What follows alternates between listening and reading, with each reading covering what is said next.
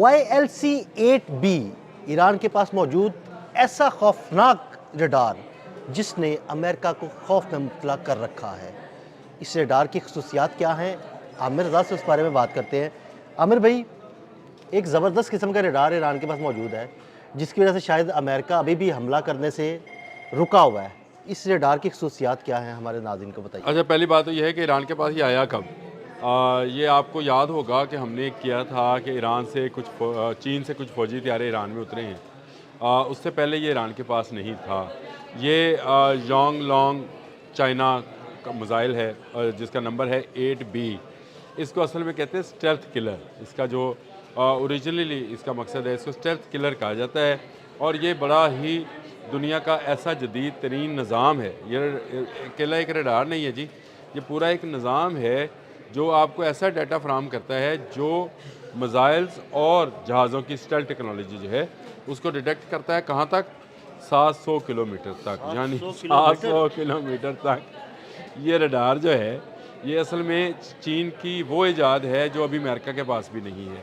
ये किसी भी मुल्क की अब जंग जो है वो स्टेल्थ टेक्नोलॉजी पर मुश्तमल होगी, यानी उसकी अगर आबदोज़ है तो वो स्टेल्थ टेक्नोलॉजी की होगी, उसका अगर मिसाइल है तो स्टेल्थ टेक्नोलॉजी का होगा, और उसका जहाज़ है तो स्टेल्थ टेक्नोलॉजी का होगा। और आने वाले वक्त में मैं आपको एक और बात बता दूं, आपका फ़ौजी भी स्टेल्थ टेक्नोलॉजी का होगा।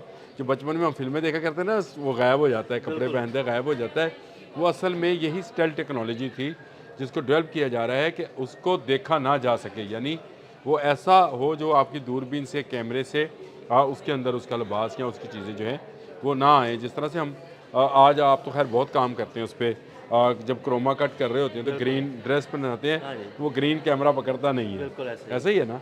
ऐसी ही चीज़ें जो हैं अब आने वाले वक्त में ईजाद हो रही हैं, और इसमें से जो इस वक्त का लेटेस्ट तरीन मॉडल है वो यही YLC-8 है और 8B है।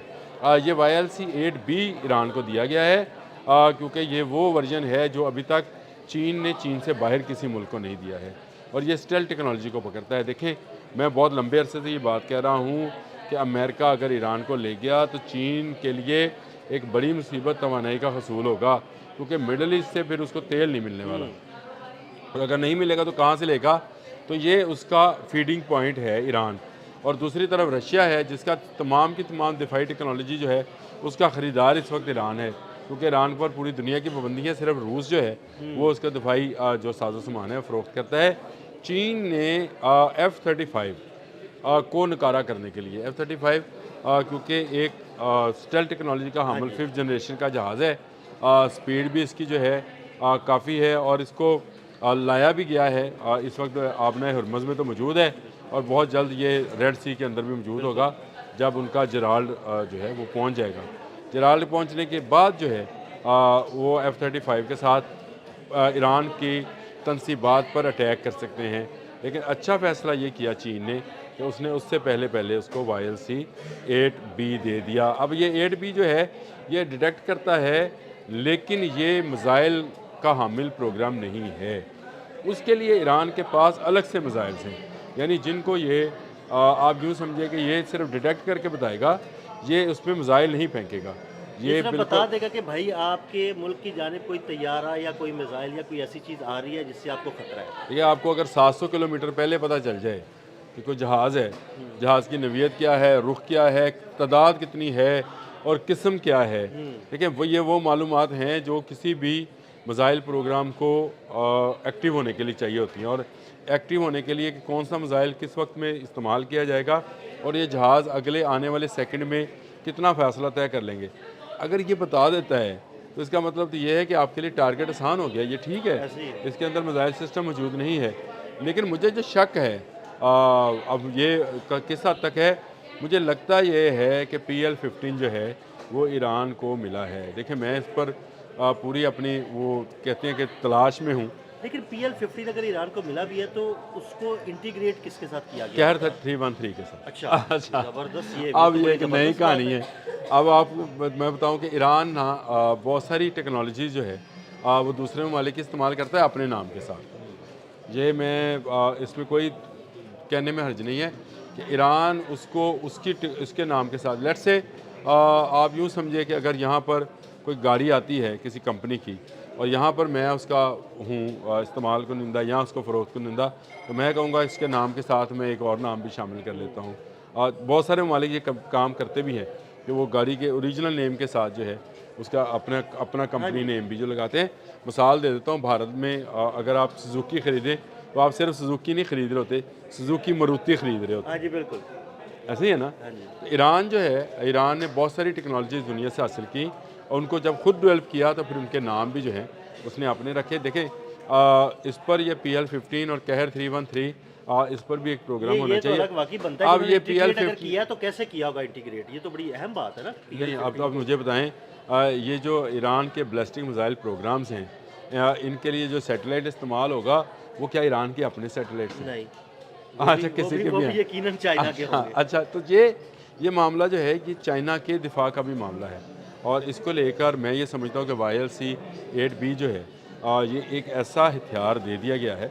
हथियार सिर्फ मारने के लिए नहीं होता, हथियार दुश्मन की हमले की कुव्वत और उसकी नवीयत बताने के लिए भी होता है। और ये एक ऐसा हथियार है जो कि ईरान के दिफा को मजबूत करेगा। देखिए, ईरान हमलावर नहीं है, ईरान पर फ़ौजें हमलावर हैं। ऐसे ही है। और ईरान जो है अपने दिफा में हर आने वाले दिन के साथ एक ऐसा सरप्राइज़ बॉक्स खोलता है। ये सरप्राइज़ बॉक्स वैसे चाइना ने खोला है और ये जो है अभी तक इसको सोशल मीडिया पर जो है काफ़ी पज़ीराई मिल रही है और इसको कहा जा रहा है कि ये F-35 स्टेल्थ किलर है। लेकिन ये सिर्फ F-35 स्टेल्थ किलर नहीं है, ये उनके टोमाहॉक जो कि बहुत ही जदीद मिसाइल है और वो भी स्टेल्थ टेक्नोलॉजी का हामिल है।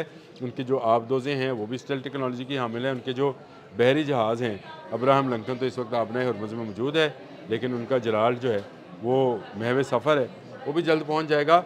ये सारे के सारी चीज़ें जो हैं अमेरिका ने स्टेल्थ टेक्नोलॉजी की हामिल के, ये इसने ईरान ने और उसी स्टेल्थ टेक्नोलॉजी का किलर निकाल लिया। तो अब ये किलर, इसको इस तरह से कहना कि ये शायद मिसाइल फेंकता है, नहीं, ये आपको पूरी तरह से एक पूरी इन्फॉर्मेशन दे देता है कि भाई आपकी तरफ क्या आ रहा है, क्या उसकी स्पीड क्या है, तो कितने जब आपको फासले पर है, दुश्मन की- कितनी हाइट है, ये सारी दुश्मन की चीज़ें। सारी इन्फॉर्मेशन मिल जाए तो फिर आपके लिए इसको मारना आसान हो जाता है। बिल्कुल। तो ये ईरान के लिए मैं ये समझता हूँ कि एक नेमत मुतबरका है कि उनके बचाव के लिए एक ऐसा ज़बरदस्त जो है रडार सिस्टम वो इन्वॉल्व हो गया है। और इससे एक चीज़ और भी वाज़िया होगी मुझे, जो मैं काफ़ी दिनों से मुबहम था, वो PL-15 के हवाले से, कि क्या चीन ने दिफाई टेक्नोलॉजी में कुछ मदद की है ईरान की, तो ये तो बहुत ही बड़ी मदद है। और अगर PL-15 वाली मदद भी हो गई तो फिर मुकाबला जो है वो उस तरह का नहीं होगा जिस तरह का अमेरिका समझे बैठा है। ये कोई वेनेजुएला तो है नहीं, ये ईरान है। ये मैं हमेशा बात कहता हूँ, मैं जानबूझ कर ये बात करता हूँ, ये इसकी ज़रा चुंडी लगती है उन अमेरिका पसंद लोगों को जो कहते हैं कि जी अमेरिका जो है जो चाहे कर ले, जो चाहे ना कर ले, जो अल्लाह चाहेगा वो होएगा। ये PL-15 हो या ये YLC-8B हो, इस तरह की टेक्नोलॉजीज़ अगर आती हैं ईरान के पास तो हमें खुशी है कि एक इस्लामी मुल्क जो है वो इस काबिल होगा। और ईरान का दिफा इस्लामी तमाम जो है वसाइल्स हैं उनका दिफा है। ये मैं हमेशा कहता हूँ, अगर आपको पूरा मिडल ईस्ट बचाना है तो ईरान की शील्ड को नुकसान ना पहुँचने दें। ये जब तक रहेगी मिडल ईस्ट पर यहूद व नसारा का कब्ज़ा नहीं होगा। ये हटी तो आप देख लीजिएगा पूरे का पूरा आपका अरब जो है, खत्ता अरब, ये इजराइलियों के हाथ में। बिल्कुल, बहुत शुक्रिया आमिर रज़ा जी। बिल्कुल, आमिर रज़ा ने बड़ी तफसील के साथ इस सारे मामले पर रोशनी डाली। अदील अहमद और आमिर रज़ा को इजाज़त दीजिएगा। अल्लाह हाफ़िज़।